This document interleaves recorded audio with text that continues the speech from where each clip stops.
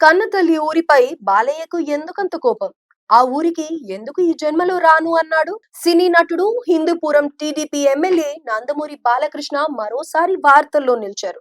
కృష్ణా జిల్లాలోని తన స్వగ్రామం నిమ్మకూరులో ఆయన ఈ రోజు పర్యటించారు. ఈ క్రమంలోనే కొమరవోలు గ్రామస్తులు ఫోటోలు దిగుతుండగా ఆయన తీవ్ర ఆగ్రహం వ్యక్తం చేశారు.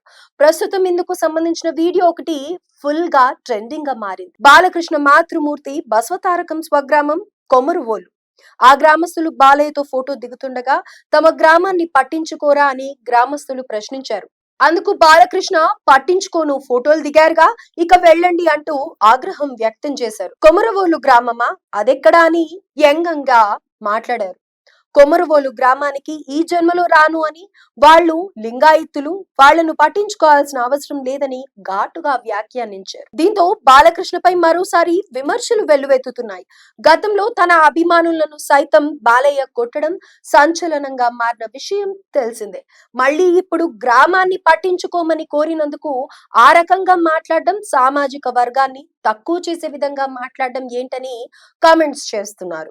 అంతకు ముందు నిమ్మకూరులో పర్యటించిన సందర్భంగా బాలకృష్ణ తన తల్లిదండ్రుల విగ్రహాలకు పూలమాలలు వేసి నివాళులు అర్పించారు.